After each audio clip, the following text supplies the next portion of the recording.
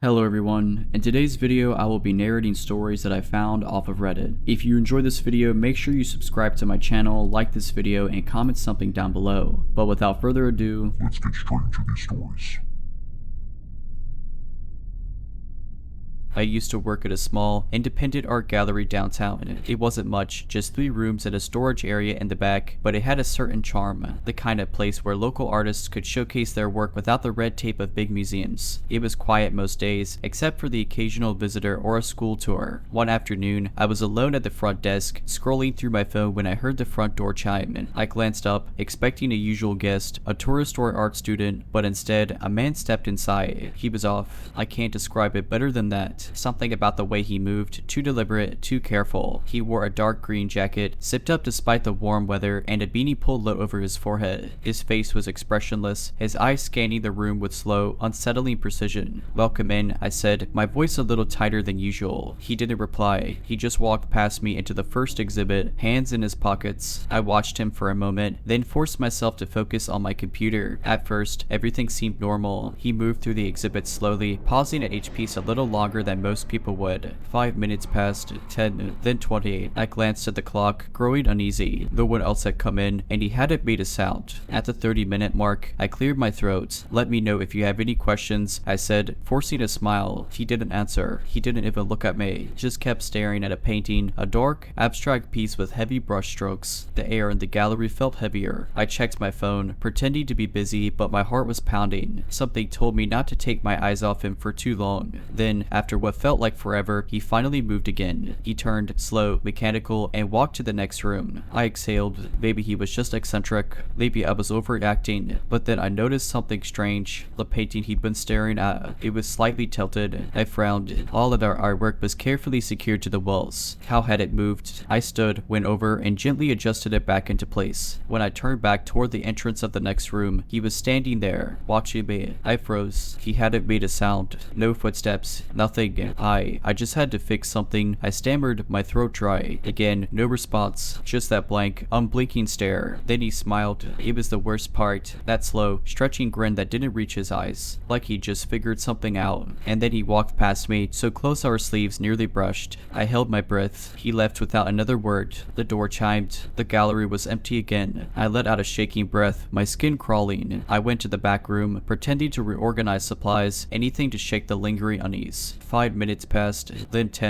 I finally convinced myself I was being paranoid and returned to the front desk. And that's when I saw it. The same painting, the one he had been staring at, was tilted again. I had been alone the whole time. No one else had come in, but the painting had moved. And in the reflection of the gallery's front window, just before I locked up for the night, I saw something that made my stomach drop. The man was across the street, watching, waiting, like he'd never left. I don't know how long he stood there, watching me from across the street. I refused to look for too long, afraid that if I acknowledged him, it would somehow make it worse. Instead, I forced my shaking hands to finish locking up the gallery. The moment the deadbolt clicked, I turned off the lights and hurried to the back exit. I didn't want to walk out the front door, didn't want to risk passing him on the sidewalk. My car was parked a block away, and I told myself if I just got there fast enough, I could forget all about this. But when I stepped into the alley behind the gallery, I knew something was wrong. It was too quiet. The city wasn't exactly bustling at this hour, but there were always some noises, distant car horns, chatter from a bar down the street. But now, it felt like the entire block had gone silent. I swallowed hard and started walking. I was halfway to my car when I heard the footsteps. Soft and deliberate, not rushing, not running, just follow me, and I didn't dare look back. I fumbled at my purse for my keys, my fingers numb with panic. The footsteps kept pace with me, matching every step I took. I reached my car and yanked the door open, throwing myself inside. For a second, I sat there, hands gripping the wheel so tightly my knuckles turned white. I glanced up at the rearview mirror. Nothing.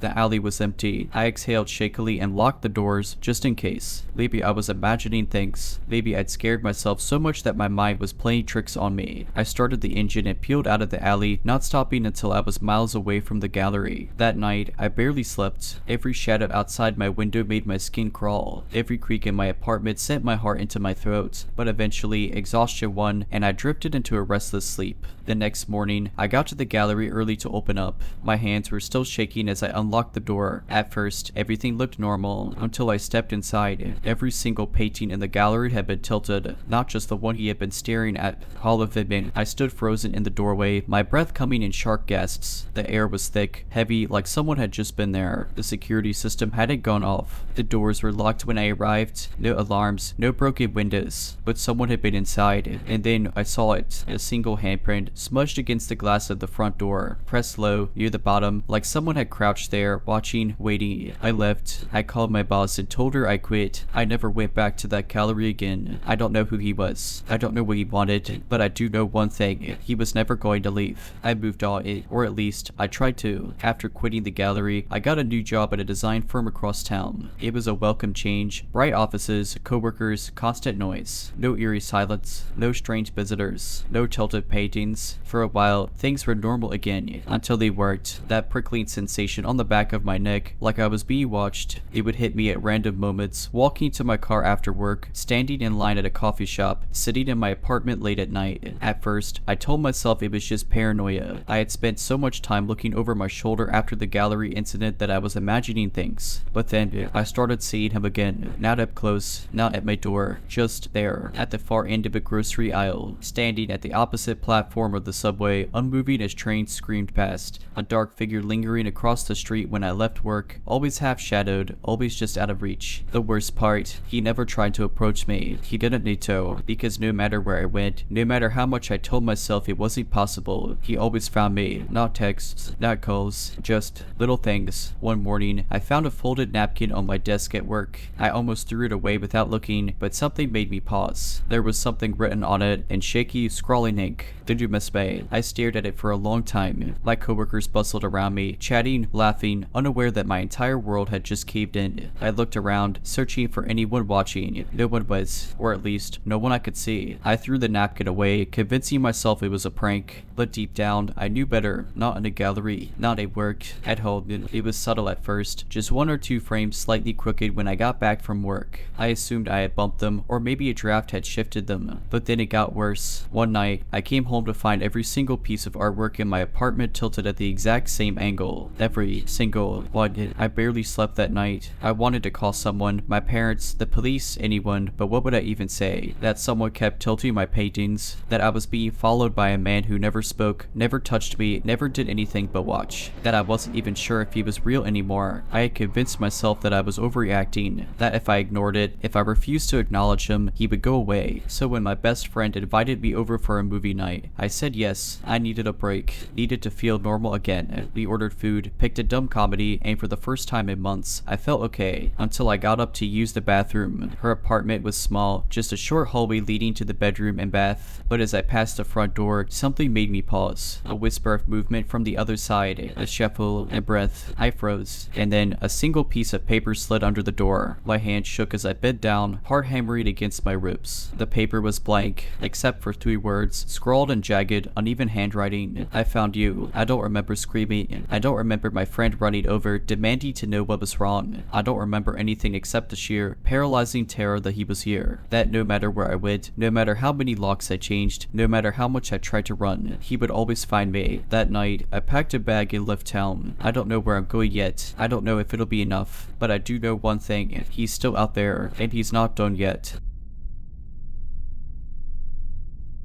I was 6 the first time I saw the playground. It was tucked behind an old community center, the kind of place that held yoga classes for retirees and weekend craft fairs. My mom used to go there for pottery lessons, and while she worked, I played outside. The playground wasn't much, just a rusted slide, a set of swings, and a wooden playhouse with peeling blue paint. But it was mine. No one else ever played there. I never saw other kids, and the adults rarely even glanced at it, except for one. She wasn't an employee or a visitor. I don't know who she was, but every time I played, she was watching. At first, I thought she was just another mom waiting for a class to end, but she never went inside. She would sit on the farthest bench, hands folded in her lap, watching me in complete stillness. She never waved, never smiled. I don't remember her blinking. One day, I asked my mom about her. What woman? She asked, packing up her pottery. The one who watches me play. Mom's expression tightened. There's no one there, honey. I wanted to argue, but something in her tone stopped me. The next time I went outside, I looked straight at the woman. She was there, same as always. But when I turned back to the building, I caught a glimpse of my mom through the window. She was watching me stand alone in an empty playground. I stopped playing outside after that. Years later, after we moved away, I asked my mom again. She sighed, rubbing her temple. That playground was closed, sweetheart. Has been for decades. I laughed, thinking she was joking. Then why'd you let me play there? She didn't laugh. I didn't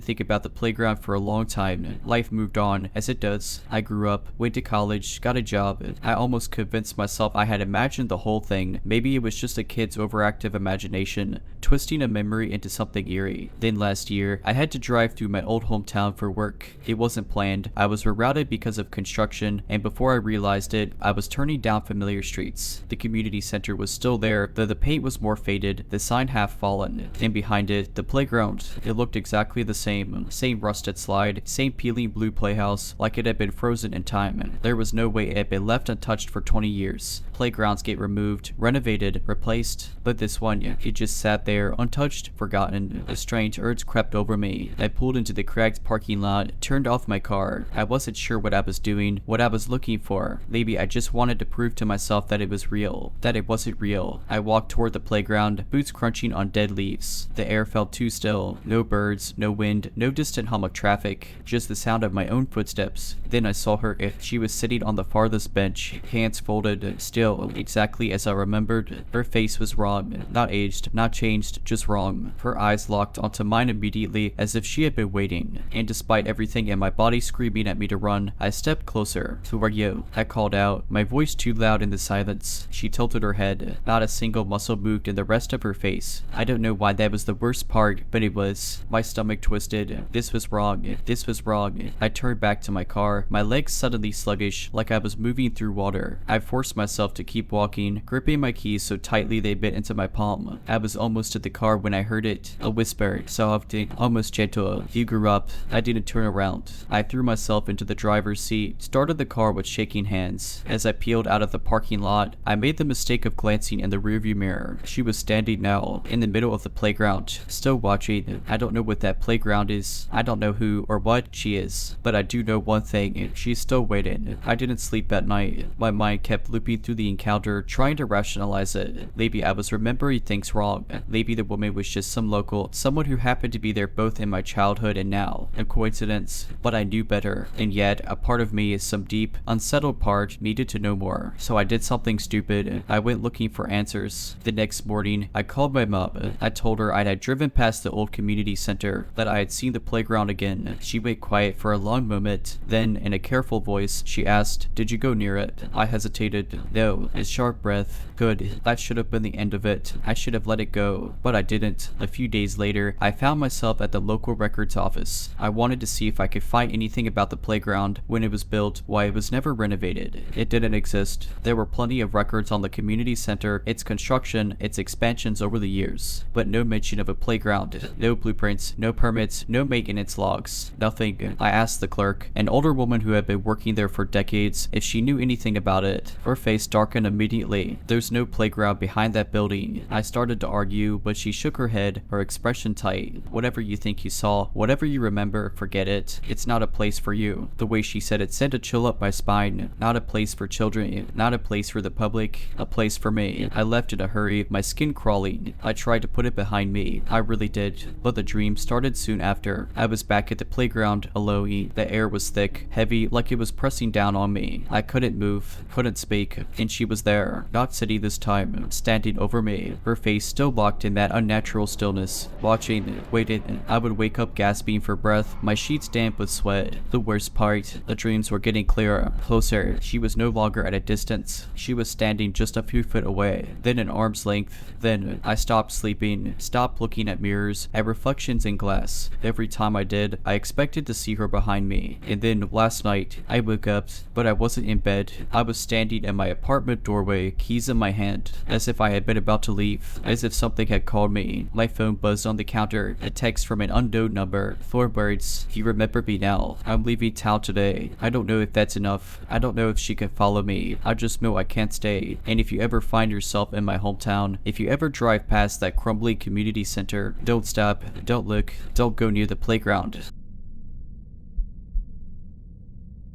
I work at a railway maintenance yard, not the kind with gleamy passenger trains, but the kind where old, rusted freight cars go to die. It's a lonely job, especially during the night shift. Most of my coworkers prefer the daylight hours, but I like the quiet. It was just me, the tracks, and the occasional distant horn from a train passing through. There's an old office building on site, mostly abandoned except for a break room and a few storage closets. At the very top of the building, mounted on a skeletal tower of rusted beams, is a clock. The train yard clock, as we call it. No one really knows who maintains it. It doesn't work, at least not correctly. The hands never move the way they should. Some nights, it's frozen at 3:47. Other times, it'll skip ahead or lag behind, never aligning with reality. And sometimes, it moves backward, ticking with unnatural precision. Everyone on the night shift knows not to look at the clock too long. I thought it was just an old piece of railway superstition, until one night when my radio crackled with static, and a voice, my own voice, whispered through the speaker, "Don't look at the clock." I froze, my fingers tightening around the radio. My heart hammered against my ribs as the voice repeated itself. It was May. Same tone, same rasp I got after long shifts. Then silence. I turned slowly, feeling the cold grip of unease coil around my spine. Against my better judgment, I looked up at the clock.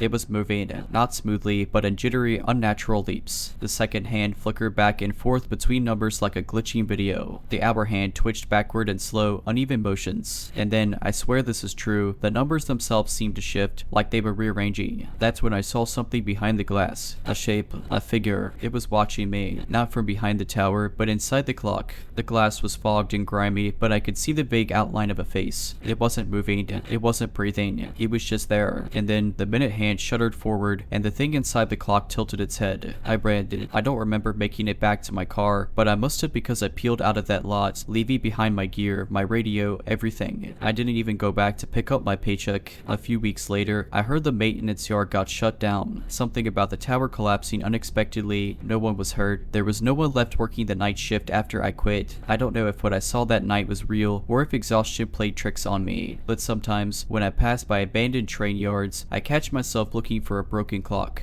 and I never ever let myself stare too long. I wish I could say that was the end of it, that I moved on, found another job, and never thought about that cursed clock again. But the truth is, I never really left it behind. The nightmares started a few weeks after I quit. They were dramatic, no shadowy figures chasing me, no monstrous hands grabbing from the dark. Just a simple, relentless dream. I was standing in the train yard, staring up at the clock. The numbers on its face would shift, slowly, deliberately. I could never make out what they were trying to say, but I knew, deep down, that it was meant for me. Sometimes, the glass would fog up. Sometimes, I'd see a shape inside, and then I started waking up at 3:47 a.m. every night. At first, I told myself it was a coincidence. Maybe my body had just fallen into a weird sleep cycle, but then things started to go wrong. One night, my bedside alarm clock glitched. I woke up to see the numbers flickering, scrambling like the ones on the train yard clock. I threw it across the room, but even after it hit the wall, the red LED display kept shifting. Another time, I was walking home late from a bar when I passed a construction site. The crane stood idle against the dark sky, its metal beams forming a crude shape that looked too much like the clock tower. As I turned away, I swore I saw movement, something behind the half-finished building's windows. A shape, a figure, watching me. It got worse. Street lights would flicker as I walked past. My phone would vibrate at random times, only to show a blank notification with the timestamp 3:47. One night, I was driving home when my car radio turned on by itself. Static, then a voice, my voice whispering, "Don't look at the clock." I nearly crashed. I stopped sleeping. I stopped going out after dark. Every time I glanced at a clock, I felt my stomach drop, terrified I'd see the wrong numbers. Then, the final straw. The package arrived at my apartment. No return address, no postage, just a small, battered cardboard box. Inside, wrapped in yellow newspaper, was a clock, an old pocket watch, its glass cracked, its hands frozen at 3:47. I threw it away. The next morning, it was back on my nightstand. I don't know what to do. I feel like I'm being counted down. And the worst part, I'm starting to see reflections in the glass. I left my apartment that night. No plan, no destination, just raw animal fear telling me to get out. I drove for hours, stopping only when exhausted exhaustion forced me to pull into a roadside motel. I locked the door, shoved a chair under the handle, and curled up on the bed, my heart still hammering. I didn't sleep. At 3:47 a.m., my phone screen lit up. No call, no text, just the clock widget changing by itself. I turned the phone off. The motel's bedside alarm clock flickered. The numbers scrambled, shifting, rearranging, like they were trying to spell something out. And then the second hand started ticking backward. That's when I heard the knock. 3 slow, deliberate knocks on my motel door. I sat frozen, gripping the sheets. Every muscle in my body screamed at me not to answer. Then the knock came again, louder, more insistent. I don't know where I found the courage, but I forced myself to move. I crept toward the peephole, barely breathing, my pulse roaring in my ears. I shouldn't have looked. There was no one outside, just darkness, empty, endless darkness. The parking lot, the street beyond it, all swallowed by a void blacker than any night sky. The motel's neon sign wasn't glowing. The cars in the lot were gone. The world had disappeared, except for the clock tower. It was there, right outside my door. The rusted beams, the cracked face, the jittering, flickering hands, and the figure inside. It was clearer now. The fog glass only barely obscured its features. Its face, my face, stared back at me. Then the glass shattered. I woke up screaming. I was still in the motel, still gripping the sheets, still alive. The world outside was normal, cars, streetlights, the motel sign buzzing faintly. But on the nightstand beside me, the motel alarm clock read 3:47 a.m. I left immediately. I don't know what it wants. I don't know why it's following me, but I do know this. Every clock I pass now feels wrong again. Sometimes, out of the corner of my eye, I see the hand stutter, shudder, moving backward when they shouldn't. Sometimes I hear faint, rhythmic ticking, even when there's no clock nearby. And sometimes, in reflections, windows, glass doors, mirrors, I catch glimpses of a figure, watching, waited. And worst of all, a few nights ago, I woke up in my bed to the sound of ticking. I turned my head, and there, sitting on my nightstand, was the pocket watch. The glass was no longer cracked, and the hands were moving again, backward. I work the late shift at a hospital, meaning I usually get off around 2 or 3 a.m. most nights. My drive home is uneventful, just dark roads, the occasional deer, and a quiet house waiting for me. But there's one stretch of my commute that always makes me uneasy. It's an old cemetery on the outskirts of town, one of those sprawly places with massive, crumbling gravestones and iron gates that are always locked at dusk. I usually don't pay it much mind, but about a month ago, something changed. The first time, I barely noticed him, just a figure standing by the entrance as I drove past. It was raining that night, so I figured it was just some unlucky guy caught in the storm. But when I glanced in my rearview mirror, he was gone. The next night, he was there again. This time, he was standing directly in front of the gate, hands at his sides, facing the road. I didn't get a good look at his face, but something about the way he stood, so rigid, so still, made my skin crawl. I told myself it was just a coincidence. Maybe some guy visiting a grave after hours, lost in thought. But by the 4th night, I knew something was wrong. That night, he was closer to the road, just standing there, staring at passing cars. I kept my eyes on the road, refusing to look directly at him. But as soon as I passed, I did what I promised myself I wouldn't. I checked the rearview mirror, and he was still facing me. I told my coworker about it the next day, and she shrugged it off. Probably just some creep, she said. Next time, take a different route home. So I did. I took the long way, added 10 minutes to my drive. That night, I didn't see him, but the night after, he was standing at the entrance of my apartment complex. I didn't park. I didn't even slow down. I just kept driving, my pulse hammering in my ears. I made a full loop around the block, gripping the steering wheel so tightly my knuckles ached. When I finally worked up the courage to return, he was gone. I checked every shadow, every parked car, every doorway. Nothing, just the hum of streetlights and the distant bark of a dog. I barely slept that night. The next morning, I asked the security guard at my complex if he'd seen anything unusual. He frowned and shook his head. Nothing weird.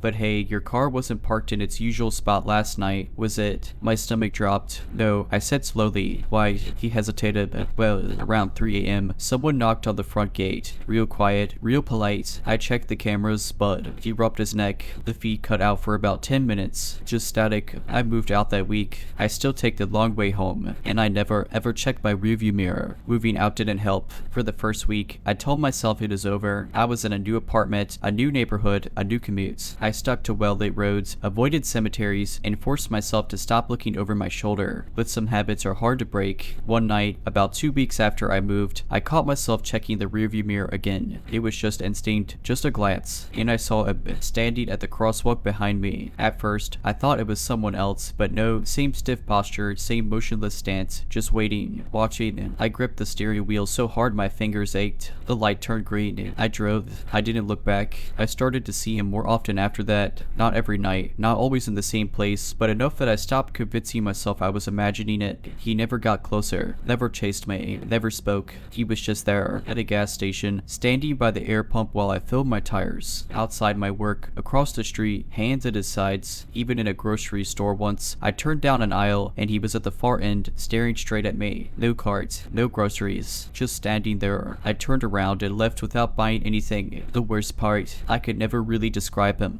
I tried, I really did. I even told a friend, half laughing, trying to play it off like some weird coincidence. He's just tall, I guess, and pale, but I could never really see his face. My friend gave me a look. How could you not see his face? I didn't know how to explain it. It wasn't that it was blurred or missing, it was just wrong. Like my brain refused to hold on to it. Every time I tried to remember, it slipped away like a dream. One night, after months of this, I snapped. I was parked outside my apartment, gripping my keys, exhausted, sick of feeling hunted, and when I turned my head, there he was, standing by a street lamp. I rolled down my window and shouted, "What do you want?" He didn't move, didn't flinch, didn't react at all. He just tilted his head, like he was considering the question, and then he took one step forward. That was enough. I threw my car into drive and sped off, circling the block 3 times before parking and sprinting inside my building. Heart hammering in my chest. That was the last time I saw him. I don't know why. I don't know if he got bored, if he found someone else, or if acknowledging him out loud broke whatever strange hold he had over me. I just know that it stopped. But even now, even years later, I still take the long way home, and I never ever check my rearview mirror. For a while, I let myself believe it was over. Months passed, I got comfortable, the world felt normal again, until last week. I was visiting my parents in my hometown, a couple of hours away. Just a weekend visit, dinner, catching up, some quality time. It had been long enough that I felt safe, untouched. But that night, as I was helping my mom clean up the dishes, she glanced out the window and frowned. There's someone standing outside. Every muscle in my body locked up. I turned my head so slowly it felt like a dream, and there he was, standing at the end of my parents' driveway, still watching. I couldn't breathe. My mom squinted. "Do you know him?" I opened my mouth, but no sound came out. She wiped her hands on a dish towel, already moving toward the front door, though I managed to choke out. "Don't." She hesitated, looking at me like I'd lost my mind. "Honey, if someone's lurking outside, we should know about it. Lock the door." Maybe it was the way my voice cracked, maybe it was the sheer panic in my face, but she listened. She locked the door, and then she locked the back one too. For the rest of the night, I barely spoke. I pretended everything was fine, but I knew he was still there. I could feel it. When I finally went to bed, I checked every window in my room 3 times. Nothing, just the empty street, the sound of crickets, and the wind moving through the trees. But I didn't sleep. I stayed up, clutching my phone, watching the clock. At 3:13 a.m., my phone vibrated. Unknown number. "Are you halt?" I nearly dropped it. My hand shook as I typed. "Who is this?" The reply came instantly.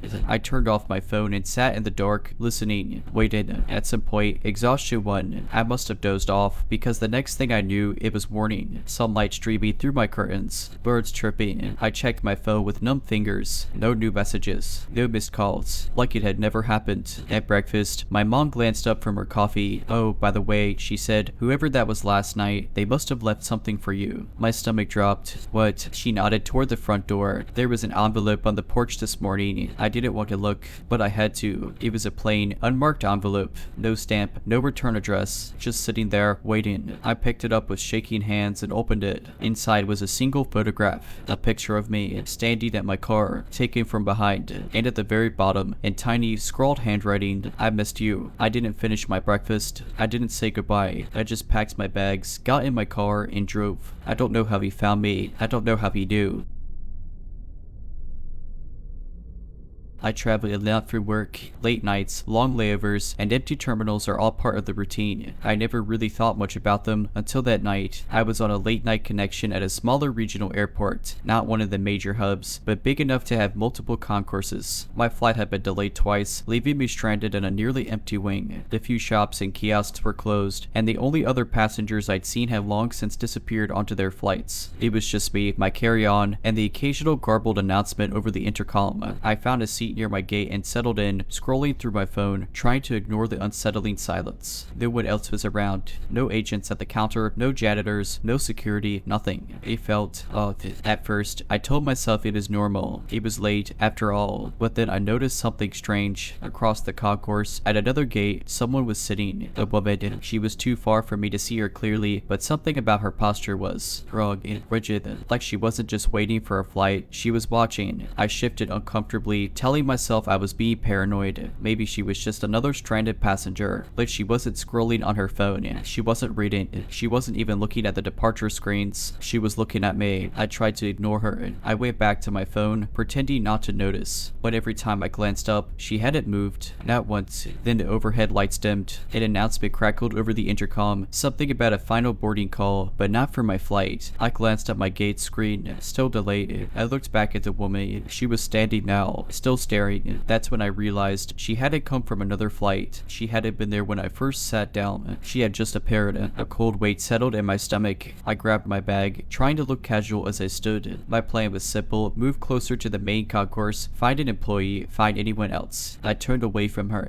I only took 5 steps before the intercom buzzed again. Passenger, please return to your seat. Your flight is now boarding. I froze. I hadn't checked into the counter. No one should know I was here. I turned back toward my gate. The woman was gone. The intercom crackled again. Passenger, please proceed to the jet bridge immediately. The screen at my gate still showed a delay. The door was still closed. There was no agent at the counter. Then I noticed something else. The jet bridge door was slightly open, dark, empty. I took a step back. A shadow moved inside the bridge. That was enough. I turned and walked fast back toward the main terminal, not daring to look back. By the time I reached the main concourse, I spotted a janitor, relief washing over me. I told him my flight had been delayed, but someone was announcing boarding over the speakers. He frowned. Which gate? I turned to point. The concourse behind me was completely dark. No open jet bridge, no flickering gate screens, no woman, nothing. I left the airport that night, booked a hotel, caught a flight the next morning. When I checked the airport's website later, something made my skin crawl. The flight number I'd been waiting for, it never existed. I don't know who or what was waiting for me at that gate, and I don't ever want to find out. I didn't sleep that night. Every time I closed my eyes, I saw the empty jet bridge, the shadow moving inside it, the woman who shouldn't have been there. By morning, I was exhausted but eager to leave. I double-checked my new flight information, confirmed the airline and gate number myself, and made my way back to the airport. It felt different in daylight. Doorbell, bustling with passengers, employees, the usual chaos of travel. A part of me wondered if I'd overreacted, if maybe fatigue and an eerie coincidence had gotten the best of me. But as I walked towards security, I caught sight of something that froze me in place. At a small information kiosk near baggage claim, a large digital map displayed the airport layout. I scanned it, trying to pinpoint where I had been the night before, but the concourse I had waited in, it wasn't on the map. I felt sick. I flagged down an airport employee, a middle-aged woman with a kind but rushed demeanor. "Excuse me," I said, keeping my voice steady. "I was here last night, waiting for a flight. My gate was in that concourse." I pointed at the blank space on the map. "But it's not here." She gave me a confused look. "That section was shut down last year," she said. "It's been under construction ever since." I felt the blood drain from my face. "No," I insisted. "I was there last night. There were working lights, a functioning intercom. Gate screens were on." She shook her head. "There's no power in that section," she said firmly. "There hasn't been for months." I tried to argue, but she had already turned away, radioing another employee. I stood there, breath shallow, brain scrambling for an explanation. Maybe she was mistaken. Maybe they had turned the power back on for some reason. Maybe I wasn't losing my mind. But deep down, I knew what I had seen. I knew they turned around and left. But I forced myself forward, through security, into the terminal, sticking to the crowded areas, refusing to look too long at the gates I passed. When I finally boarded my flight, one that I confirmed with my own eyes, my own ears, I collapsed into my seat, letting out a breath I hadn't realized I was holding. The plane took off smoothly, no delays, no strange announcements. But as we ascended, I made the mistake of looking out the window. The airport shrank below us, a sprawling maze of runways and buildings. And there, in the distance, I saw it, a dark, empty concourse, lifeless, abandoned, but just before we disappeared into the clouds, I saw something else. A figure standing at the end of a jet bridge, watching, waiting for someone else to take the last flight out. I told myself I was done thinking about it. I landed, went straight to my hotel, and threw myself into work. Meetings, emails, phone calls, anything to push the night at the airport out of my head. But it stayed with me, like a bad dream that wouldn't fade. For the next few weeks, I avoided night flights. I even started double checking every airport I traveled through, making sure I never ended up in a half-abandoned concourse again. Then, 3 weeks later, I got an email. It was from an unfamiliar address, the subject line empty. The body of the email contained only one thing, a screenshot of my boarding pass from that night, not the one I had booked after I left, the original one, the one for the flight that didn't exist. I stared at it for a long time, my stomach twisting into knots. I never printed that pass. I never shared it, but someone or something had it. I hovered over the sender's email, expecting it to be a scam, a spoofed address, something explainable. It wasn't. The email was from my own account. I deleted it immediately. Then I deleted my entire inbox, reset my passwords, and even called my airline to ask if there had been any record of me being booked on that flight. The agent on the phone sounded confused. "There's no record of you booking that flight," she said. "I know," I replied, gripping my phone tighter. "But is there a record of anyone else on it?" She hesitated. "Sir, there is no flight with that number in our system. Not from the airport. Not that night. Not ever." I hung up. That should have been the end of it. I should have stopped looking, but I didn't. A few nights later, curiosity got the best of me. I searched online for anything about that airport, that concourse. There wasn't much, just vague mentions of renovations and old forum posts about a gate being permanently closed due to operational issues. Then I found something buried deep in the archives of an old travel site. A comment from 2006, "Avoid Concourse D if you're flying late." I was there once after a delay, alone except for one other passenger. She just sat there, staring, never boarded anything. When my flight was called, the intercom said my name, but I never checked in. The jet bridge was open, but the plane wasn't there. Just dark. I read, "I never flew through the airport again." Another comment, 2011. "There's something wrong with the last flights out of Concourse D. I worked at the airport years ago. Sometimes, flights would be listed on the schedule that didn't exist. If passengers showed up, an announcement would call their name, even if no one was at the desk. Security never found out who was making them." The last comment was from 2020. "I used to work overnights cleaning the terminals. We weren't supposed to go near Concourse D, but once I did. The screens were on. The gates looked operational, but it wasn't real. It couldn't be, because the airport shut that concourse down years ago. But I swear, I saw someone waiting there. I saw the bridge door open, and I swear, something saw me back." I closed my laptop. I haven't flown through the airport since, and I never take the last flight out, because whatever's waiting in that abandoned concourse, it's still there. It's still watching, and it's still waiting for the next name to be called. I used to work as a legal assistant at an old county courthouse. It was the kind of place that had been expanded over the years, an odd mix of modern offices mashed up against original brick corridors and staircases that led to nowhere. The building had character, sure, but it also had places where you could feel completely alone, even when you weren't. One of my tasks was sorting through old case files that were being moved from physical storage to digital archives. Most of these files were housed in a designated records room in the basement, but every now and then I'd get assigned a box from off-site storage. One day, my boss handed me a key. "This goes to the attic storage," she said. "You'll need to take the old staircase behind courtroom B." I'd never even known there was an attic, let alone storage up there. But, eager to get the job done, I grabbed the key and went looking for the staircase. Courtroom B wasn't in use that day, so the chamber was dark except for the dim glow of emergency exit signs. The door to the stairwell was tucked into a corner, nearly invisible unless you were looking for it. The lock was stiff, but I managed to turn the key, and with a push, the door groaned open. The air inside was different,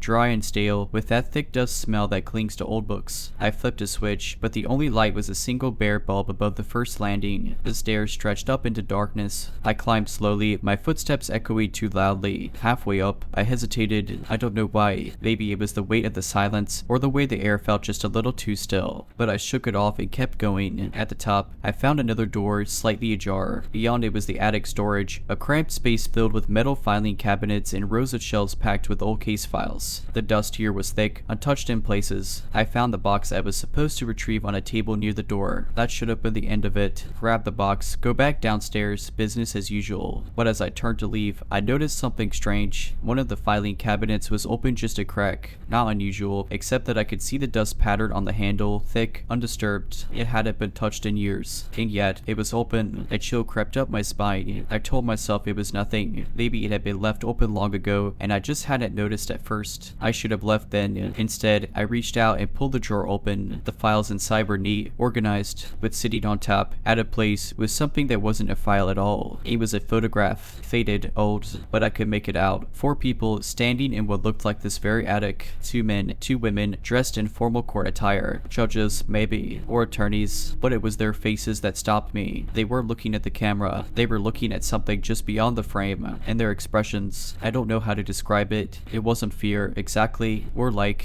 recognition, like they just seen something step into the room. And behind them, in the dim light, there was a shadow, not a person, a shape, stretched long, distorted. I dropped the photo and took a step back. That's when I heard it. A sound, soft at first, a scrape, a shuffle, from inside the attic. I turned so fast I nearly knocked over the table. The room was empty, just rows of cabinets and shelves, silent and unmoving. But the air felt wrong, heavy. Watching, I grabbed the box and bolted. I don't even remember running down the stairs. I just know I didn't stop until I was back in the main hallway where the air felt normal again. I turned to the files and never mentioned what I saw. A few weeks later, I tried to bring it up casually with one of the older clerks. Hey, did you know there's an attic above courtroom B? She gave me a puzzled look. There used to be, she said, years ago, but they sealed it off within 90 seconds. There's no way to get up there anymore. I didn't argue. I just nodded and walked away because I still have the key and the dust on my shoes. I should have left it alone.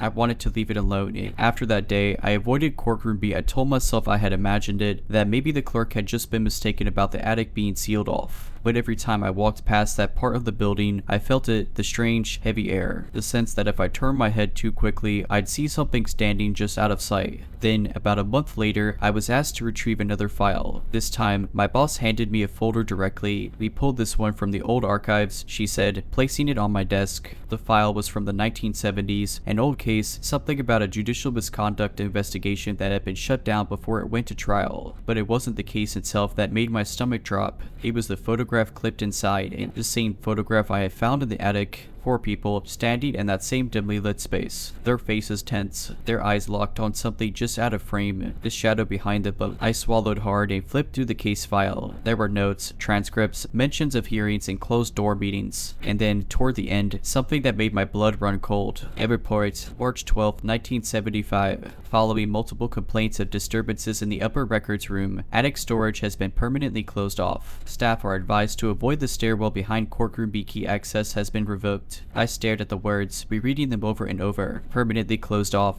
revoked access. Then how the hell had I gone up there? I still had the key. Without thinking, I reached into my drawer, pulling it out. It felt cold, heavier than I remembered. I had to know. That night, long after everyone else had gone home, I made my way back to courtroom B. The hallway was silent, the air thick. My footsteps echoed too loudly as I approached the door to the stairwell. I reached for the handle, looked. I exhaled, feeling something close to relief. Maybe I had imagined it. Maybe I had been inside some other storage room and let my mind play tricks on me. But then, with shaking fingers, I slid the key into the lock, and it turned. The door creaked open. The stairwell stretched into darkness. The same stale, dust-heavy air poured out, wrapping around me. This time, I didn't climb. I just stood there, staring up into the black, listening, and then a step, without not an echo, a step above me, then another, and another, groaning closer. The air went ice cold. My body locked up. I wanted to run, but I couldn't move. And then I heard it, a whisper, low, distorted. I couldn't make out the words, but I felt them pressing into my skull, curling around my spine. I slammed the door shut and sprinted down the hall, not stopping until I was outside, gasping in the open air. I quit the next morning. I didn't go back for my things. I didn't answer my boss's calls, and I threw that key into the river. I don't know what's in that attic, but whatever it is, it knows me now. I left town. I told myself I was done with that place, with whatever was in that attic. I moved 3 states away, took a job at a private private law firm and tried my best to forget. It worked for a while, but then the letters started coming. At first, they were easy to ignore. No return address, just plain envelopes with my name written in neat, unfamiliar handwriting. I assumed they were junk or mistaken mail, but after the fourth one arrived at my new apartment, I finally opened one. Inside was a single piece of paper. "You still have the key." I felt my stomach drop. I didn't have the key. I had thrown it into the river. I had watched it sink beneath the surface. I tore up the letter, convinced it was a prank. Maybe a former coworker messing with me, though I had never told anyone what happened. But then a fifth letter arrived. This time, there was something else inside. A photograph. Not the old one, the one from the attic. No, this one was new, crisp, taken in a well-lit room. Taken in my living room. My hand shook as I flipped it over. On the back, and the same neat handwriting, was a date. March 12th, the same date from the courthouse report. The date the attic was sealed off. I don't remember locking my door that night, but I must have, because I woke up to the sound of someone trying it. Not knocking, not breaking in, just testing the lock. I didn't sleep after that. The next morning, I called out of work and drove 5 hours to the nearest town with a courthouse that still had paper records. I had to know more. I dug through old newspaper archives, scanned through legal notices, anything that might tell me what happened in 1975. And then I found it. A small article buried in the back pages of the local paper. Attorney found dead in courthouse attic. I read the words over and over. The article gave little detail, only that a local defense attorney, James Holloway, had been found dead in the courthouse attic storage room late one night. Officials ruled it a heart attack, but coworkers claimed he had been acting strangely in the weeks leading up to his death, talking about something watching him, mentioning an old key he had found. My blood ran cold. I flipped back to the case file I had found weeks earlier, the one with the old photograph. Holloway's name was in it. He had been part of that closed-door investigation, and he had died in the attic. I shut the file and got back in my car. I was done. I wasn't going to dig any deeper, but as I pulled out of the parking lot, I saw something in my rearview mirror. A figure standing across the street. Tall, too tall, its head tilted slightly, watching me. I didn't stop driving. That night, I slept with the lights on, my apartment barricaded. No more letters came, no more photographs. But sometimes, when I wake up in the middle of the night, I hear it. A door creaking open, a step, slow and deliberate, in a whisper right outside my bedroom door.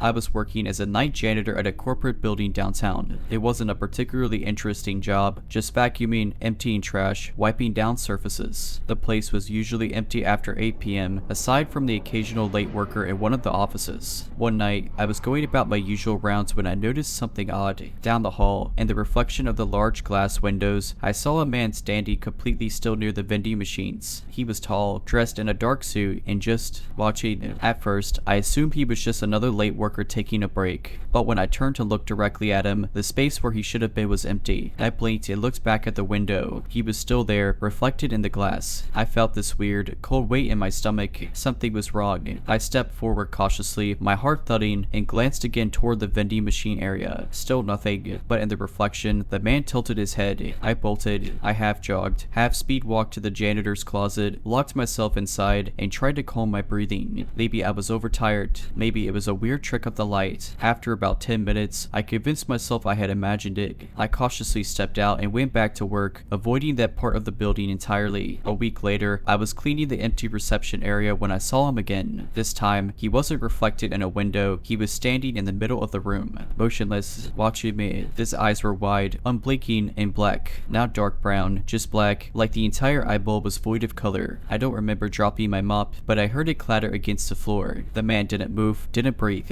He just stared. Then, in a slow, almost mechanical motion, his mouth stretched into an impossibly wide grin. I don't think I've ever run faster in my life. I quit the next morning. I didn't even go back for my last paycheck. I just never stepped foot in that building again. A month later, I bumped into one of the other janitors at a bus stop. We made small talk, and I asked, as casually as I could, if he'd ever seen anything strange in the building. His face darkened immediately. "You saw him too, didn't you?" I nodded, my mouth dry. He let out a shaky breath. "We don't talk about it. I never asked anything more, and I never went near that building again." A few months passed, and I did my best to forget about the incident. I found a new job, day shifts only. I made sure of that. Life went back to something resembling normal. Then, one evening, as I was walking home from a friend's apartment, I caught a glimpse of something in a store window. A reflection. At first, I thought it was my own, just a trick of the dim street lights and glass. But then I saw him, standing just behind me, tall, perfectly still, those same black, unblinking eyes eyes. I turned sharply, hard hammering, expecting to see him right there in the open street, but there was nothing. I turned back to the window, but the reflection was gone. I told myself I was imagining things. Maybe my brain had dredged up an old fear, warping some random shadow into him.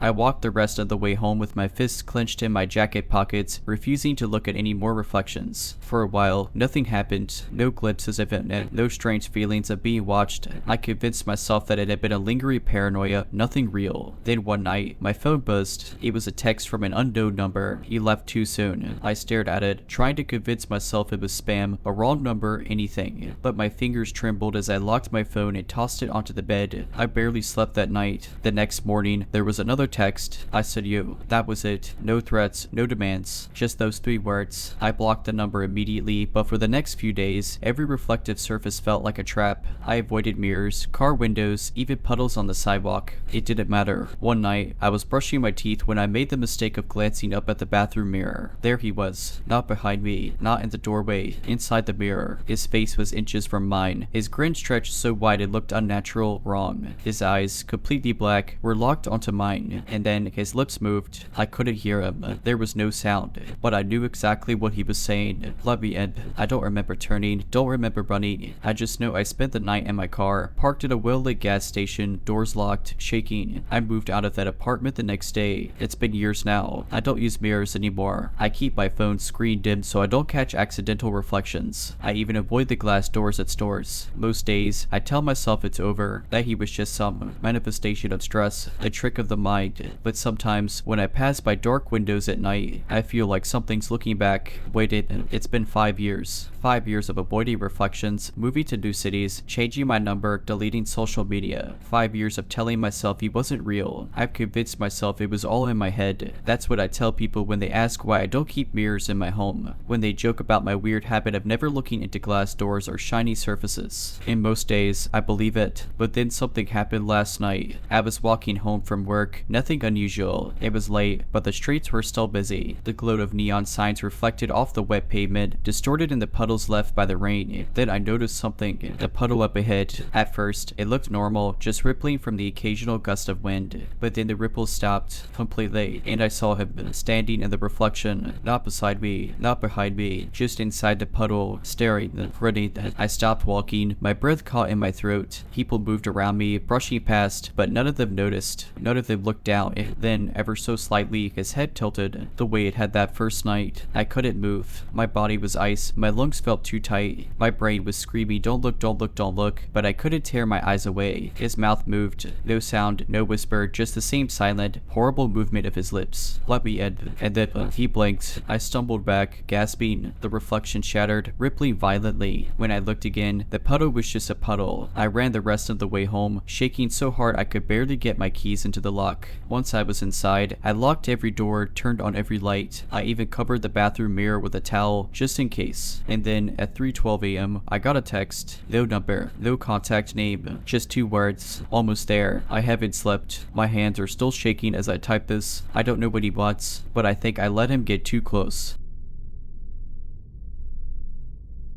I took a part-time job at the Natural History Museum. It wasn't a glamorous position, mostly cataloging, assisting with the occasional school tour, and making sure nobody tried to steal the taxidermy exhibits. The museum itself was old, the kind of place that smelled like dust and mothballs no matter how much it was cleaned, but it had its charm, particularly in the East Wing where the ornithology collection was housed. The room wasn't open to the public. It was a private research archive filled with thousands of meticulously labeled bird specimens, some over 100 years old, their glassy eyes forever staring into nothing. I had to work in there sometimes, filing reports or retrieving samples for visiting scientists. It should have been quiet, peaceful, even, but I hated being in that room. There was something off about it. The air felt heavier, like it resisted movement. The floorboards creaked in ways that didn't always match my footsteps, and though I tried to dismiss it, there were times when I swore the birds weren't always facing the same way they had been before. At first, I chalked it up to my imagination. A place like that, dimly lit and filled with thousands of unblinking blinking eyes could play tricks on anyone's mind. But then, late one evening, I learned I wasn't imagining things. It was just past closing. The security guards had already done their rounds, and I was the last one still inside. I had gone back to the ornithology archive to retrieve the misplaced file before heading out. I didn't hear anyone coming behind me, but when I reached for the cabinet, I felt something shift in the room. Not a sound, not a breeze, just a change. I turned around, heart hammering, nothing. I let out a shaky breath, grabbed the file, and started to leave. That's when I noticed it. One of the specimens, a great horned owl mounted on the highest shelf, was turned completely around. Its head twisted 180 degrees, staring at the back wall instead of the room. I stabbed cold.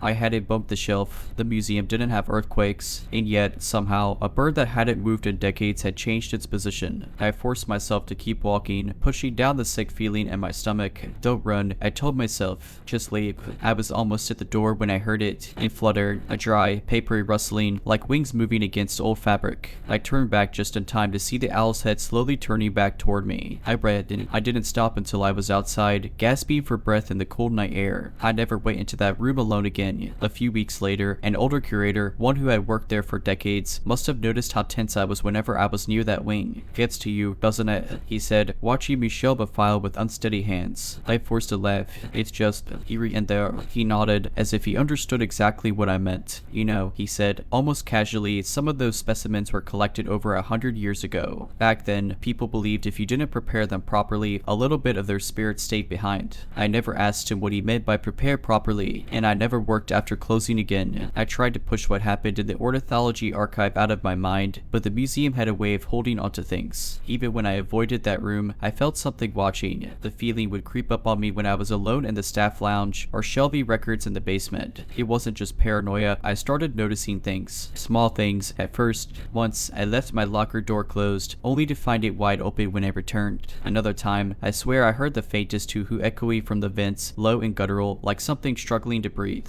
Then, one night, something happened that made me wish I had quit sooner. It was storming outside, and I had been roped into staying late to help set up a temporary exhibit. Around midnight, I was heading toward the exit when I realized I had left my work ID back in the archives. I didn't want to go back, not at that hour, but if I forgot it, security would give me hell in the morning. So, reluctantly, I headed back. The hallways were empty, just a dull flicker of emergency lighting casting warped shadows along the walls. As I neared the archive, I swore I could hear something soft, faint, a shuffling sound. I hesitated at the door, my pulse pounding in my ears. I wanted to turn back, but I forced myself forward, just grab the ID and go. The moment I stepped inside, I knew something was wrong. The room felt different, colder, heavier, like all the air had been sucked out. The specimens sat in their usual places, rows of glassy eyes reflecting the dim light, except one, the great horned owl. It was no longer on its shelf. It was on the table, face away. I swallowed the scream rising in my throat and backed away. My 499 was sitting right next to it, but there was no way in hell I was reaching for it now. Then I heard it, that fluttering, a dry, raspy sound, like ancient feathers brushing together. My breath hitched. I turned toward the doorway, ready to run, but the door was closed. I didn't close it. I lunged for the handle, yanking hard. It wouldn't budge. It was like something was pressing against it from the other side. Then the lights flickered, and the whispering started. Not words, just a soft, rustling breath, like wind through hollow bones. It came from behind me. I didn't turn around. I didn't want to see. I squeezed my eyes shut and started banging on the door, screaming for help. My hands felt numb. The air around me felt thick, pressing it on my lungs like it didn't want me to leave. Then, a sound like breaking glass. The pressure lifted, and the door flew open, sending me sprawling into the hallway. I scrambled to my feet, heart pounding, expecting to see something, someone chasing me. But when I looked back, the room was empty. Everything was exactly as it had been before, except for the great horned owl. It was back on the shelf, its head twisted at an unnatural angle, watching me. I didn't go back for my ID. I quit the next morning, never set foot at that museum again. But sometimes, late at night, I'll hear a soft fluttering sound outside my window, and I never look. I quit the museum. I told myself I was free of it, that I'd never have to step foot in that cursed place again. But some things don't let go so easily. For the first few weeks, I tried to convince myself I was just paranoid, that what happened in the ornithology archive was stress, a trick of the mind. But then, things started following me. Not people, not shadows, birds. At first, it was small things. A feather on my windowsill, though I lived in a high-rise apartment with no nearby trees. A muffled rustling in the vents at night, but it escalated. I started noticing owls. A barn owl, perched on a telephone wire across from my building. A snowy owl, completely out of place, watching from the park near my office. eyes. They never moved, just stared. One night, I woke up gasping, my throat tight like I had been suffocating in my sleep. My room was pitch dark, but something felt wrong. The air was thick, like the museum archive, and then I heard it, a soft, dry flutter. I bolted upright, reaching for my bedside lamp. My fingers fumbled for the switch, but before I could turn it on, I saw something in the dim glow of the street lights outside. My closet door was open. I never left it open, and inside, two glassy eyes were staring at me. I turned on the light. Nothing. The closet was empty, but the next morning, I found something on my pillow. A small, brittle outlet. I should have left town, should have burned everything I owned and started over somewhere far away, but I didn't. I tried to ignore it. I tried to move on, and then a week later, I got a call. It was from one of the old museum curators. His voice was hushed, nervous. He told me that after I left, they had closed the ornithology archive indefinitely. When I asked why, his voice dropped lower. They found something, he said, behind the old shelving units. I gripped my phone tighter. What? There was a pause. Then, barely above a whisper, he said, a door. It was sealed shut, but something scratched at it from the inside. I hung up. That was 2 months ago. I moved across the country, cut off contact with everyone from the museum, but sometimes, in the dead of night, I still hear that soft fluttering. And a few days ago, I found something outside my new apartment. A small pile of owl feathers. I don't think I ever really left, and I don't think it's done with me. Alright, but that's it. I hope you enjoyed this video. If you did, make sure to subscribe to my channel, like this video, and comment something down below. But as always, Have a nice day.